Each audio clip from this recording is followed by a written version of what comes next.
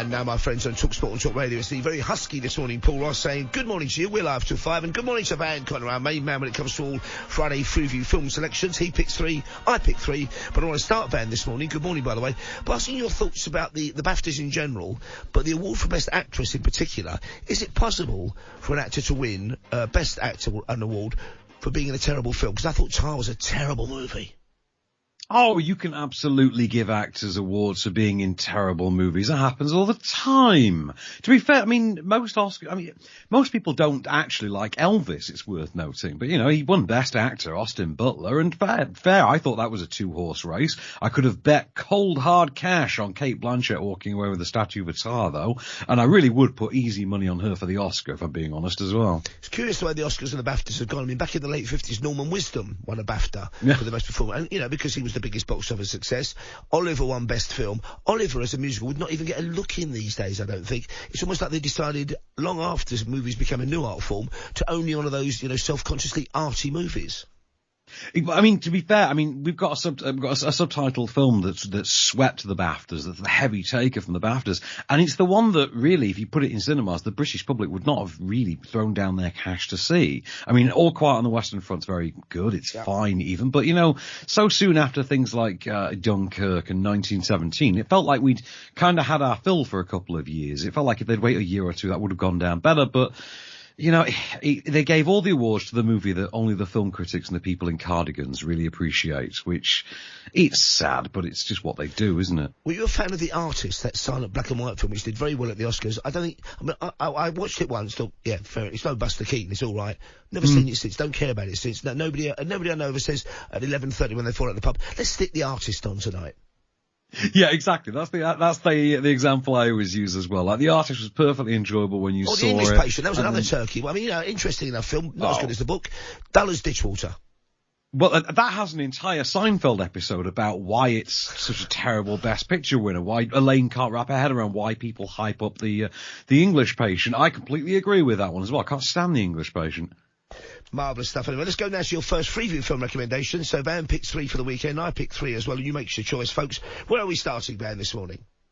Well, having just slagged off 2 Best Picture winners, I'm now going to talk about a forgotten John Woo, Jean-Claude Van Damme actioner from 1993. In fact, it was John Woo's first English language film. It was Hard Target. Oh, great film.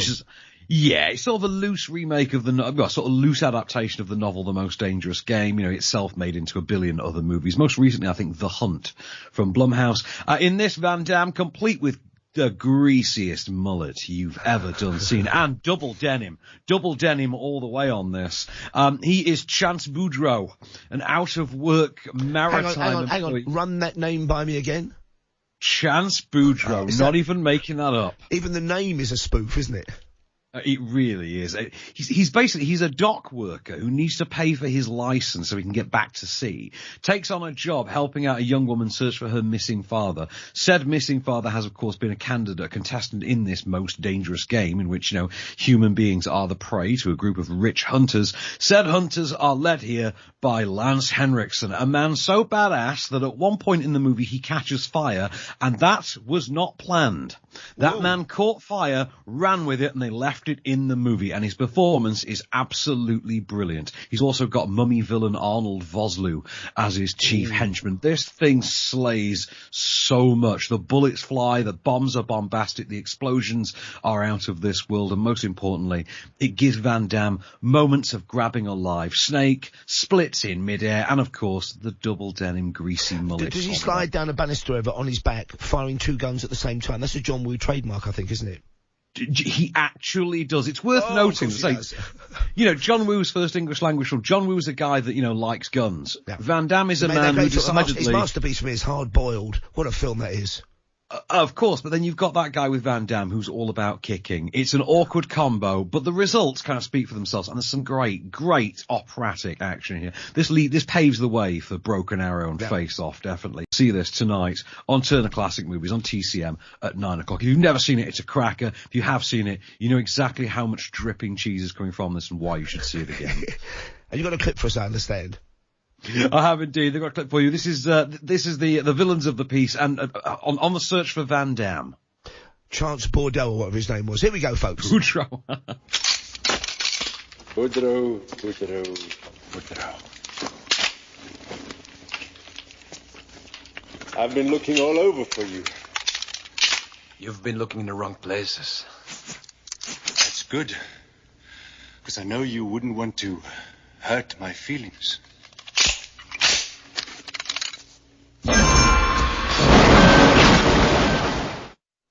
Wow, I mean, that's a rather dramatic end to that particular clip there. So that's your first recommendation. Mine's on great movies tonight. Well, in fact, in the wee small hours of Saturday morning, but I know you cut me some slack. 1:10 in the morning, which is kind of tomorrow, but still you'll be up from Friday. And it's called The Road from 2009. It's based on the brilliant Cormac McCarthy, the great writer's best book, although I do love his book, All the Pretty Horses, which was turned into a film starring Matt Damon, a kind of modern western, which was butchered by the studio. The Road is basically a post-apocalyptic film. You never quite know what the apocalypse was, but it may have been a combination of the weather, nuclear weapons, and just plain bad luck. And we join a father and son after they've said goodbye to the mother of the family, who couldn't face it any longer, and they're on the road, and they want to survive, and there are cannibal killers on the road, and there are people who are desperate on the road. You mustn't show sympathy or pity. Food is scarce. Mankind is dying out. Every living thing seems to be dying. A jolly watch it ain't, but I thought it was a brilliant film adaptation of... When I read this book, I thought this is unfilmable. A couple of scenes in particular, one of which stays in the book, when they go into a house and find what you don't expect them to find in the cellar, is particularly chilling. So it's on wee small hours of tomorrow morning, 1:10 a.m. It's called The Road. I'm not normally a fan of adaptations of books. So I didn't like the English place, I just said. I love the book. But this film it's different to the book, but I think it's almost as good as an experience. It really puts you through it. Were you a fan of this when it came out? Maybe fan's the wrong word. Did you approve of this film when it came out, Van? Oh, I really love this film. Amazing performance from both Viggo Mortensen and is it Cody? I think it's Cody Smith-McPhee, who's in Elvis, incidentally, who plays his son. Guy Pearce is in it as well. Charlize Theron. It's got a good cast, but it's got some terrifying moments. Oh, it really has. This is a really bleak, really grisly movie, but a really great one. Really powerful. 1:10 in the wee small hours of tomorrow morning, but it's a Friday recommendation. It's on great movies. It's The Road, and here's the trailer. I told the boy, when you dream about bad things happening, it shows you're still fighting. It's when you start to dream about good things that you should start to worry. How many people do you think are still alive? In the world? Not very many. It is cold and growing colder as the world slowly dies. No animals have survived, and all the crops are long gone. We won't survive another winter here. We gotta keep moving. It's south to the coast. The roads are peopled by gangs looking for food. That boy looks hungry. You look at him again, I'll shoot you in the head. I don't think you killed a man in your life.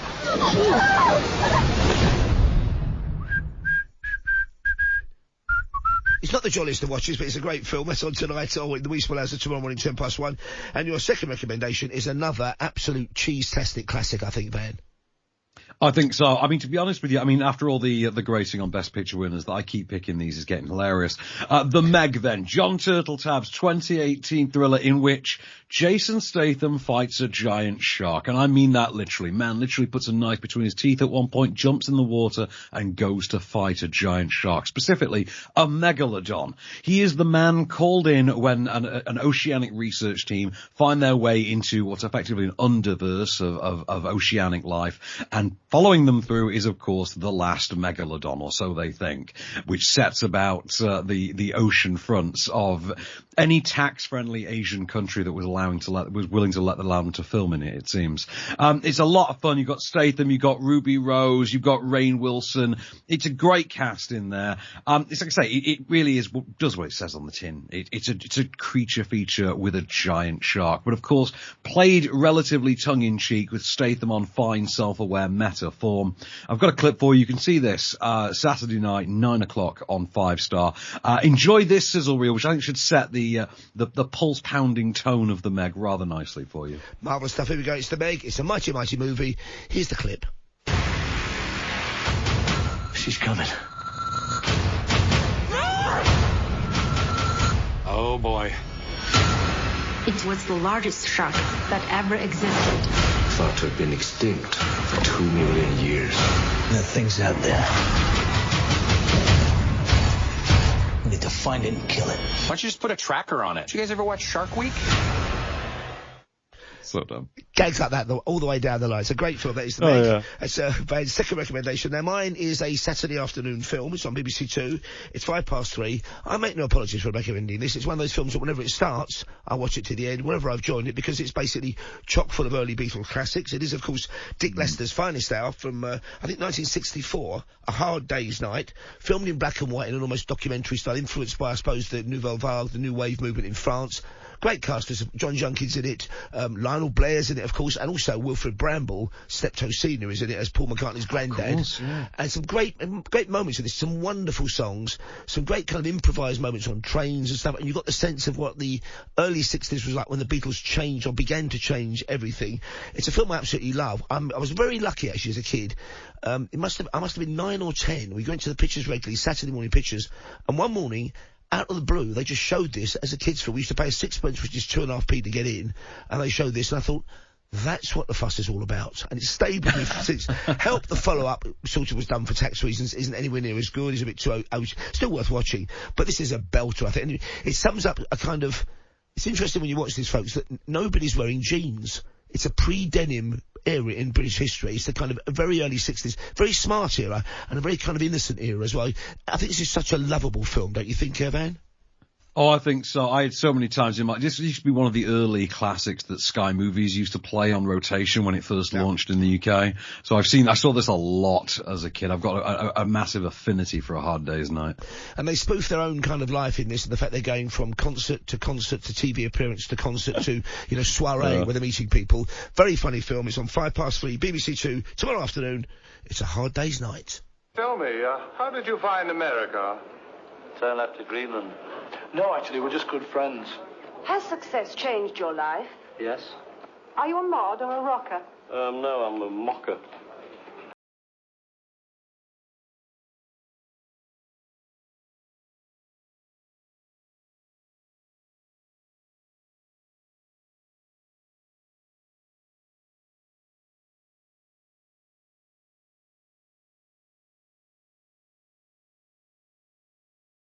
Again, it's a bit of a favourite of mine, I must admit, this one. So it's a favourite because it's such a terrible film. It's got such a bizarre story to it. It's become a weird studio favourite in that they've done sequels to it. It starred Keanu Reeves. I don't think he thought he was going to be the star, because it's meant to be a very serious, fairly serious and sober sort of samurai film. It became something else because it coincided with a number of other big blockbusters, and I think whoever's in charge of the studio said, we can stick some fairy tale dragons in, some ghosts in, some different kind of action in this, get rid of the director, the original guy, and have a film called 47 Ronin, which died at the box office, became legendary in Hollywood as a favour, but it's stayed alive like roadkill, has it not, Van, this film? It has. It's stayed alive in the form of direct-to-DVD sequels. It made a lot of money in Asia, but also it benefited from the 3D boom. When Avatar hit and we started post-converting all of the movies that were coming out to 3D at the last minute, and they all looked really horrible. 47 Ronin was one of the worst offenders. Like, this was 2013, and it looked like a movie from 2006 that had been retrofitted. It was absolutely bizarre, but we had a great time watching it on Boxing Day that year, because the movie is so badly edited that at one point Keanu Reeves appears to literally say, by the way, I'm magic, and then whips out some special powers. Like, that's how bad an edit they've done on this movie. It's a work of absolute insanity on the bad movie spectrum. I love it. And I'm sure you know the story inside out better than me. What did happen on the set? What happened to that poor director who originally was signed up to do this quite sober-sounding film?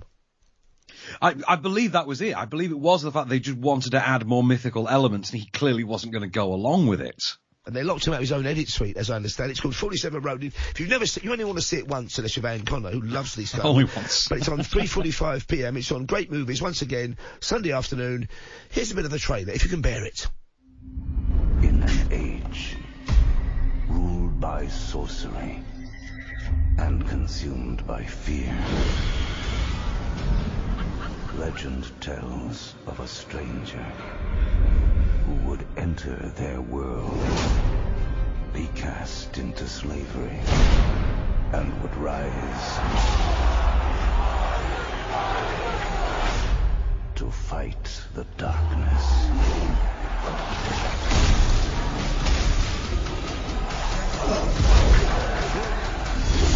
Where did you learn to fight like that? From demons. Why did you come for me? An army controlled by witchcraft has enslaved our people. Rivers of blood and mountains of corpses will not stand in my way. We need your help. Whatever happens, whatever you see, there is no turning back. It could only have been improved by having our mate, of course, Jean-Claude Van Damme, playing the Keanu Reeves part. How did you learn to fight like that? Demons. Okay, that explains everything, doesn't it? So, what's your final recommendation for us, Van? Save this little slot, because it's a terrible film, but well worth watching, folks. Well, I'm going to loop it back to awards season for you, and I'm going with The King's Speech on BBC Two on Sunday night at 10 p.m. This was the most highly nominated film back in early 2009 season. This was nominated for 12 Oscars and won Colin Firth his first Oscar, starring opposite his fellow nominee Geoffrey Rush. They are the King of England and his speech therapist on the eve of World War II, as the King must overcome his stage fright to announce that they are going to join the fight. It's an absolutely wonderful film. It's one of those that absolutely perfects the stiff upper British lip with how crude and funny we can be when we really want to. Very touching. The performances, I think, are absolutely outstanding. Tom Hooper directs the hell out of this. I don't know what happened when it came time to do Cats, but, you know, he should have remembered a lesson or two from this. And, of course, you've got Helena Bonham Carter in there, as well as old Queenie.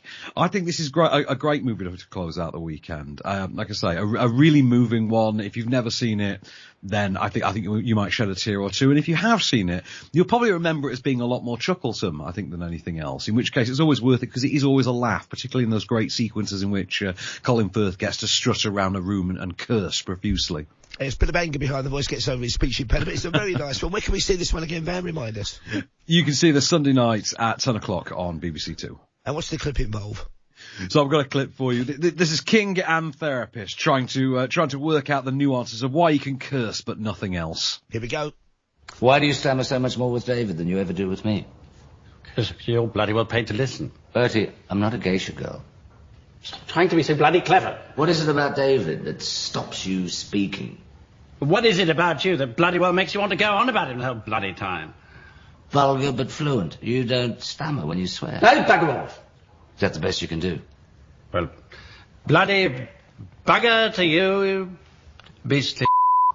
Oh, a public school prig could do better than that. Very funny scene. Great film, of course. Tom Hooper, I'm sure he'll find film again. He did a very good mini-series with Paul Giamatti about John Adams, the second US president, which is worth catching as well, folks. So remind us where we can see your fine utterances and your partner in podcast crime on off-screen. Adam Ball and I can be found on podcast platforms from 8 a.m. with me on social everywhere else as usual. That's our favourite, the man himself, Van Conroy, Van Friday with his 1, 2, 3 Freeview film recommendations, 3 from me as well. We're talkSPORT, we're live till 5. Cheers, Van. Talk again next week.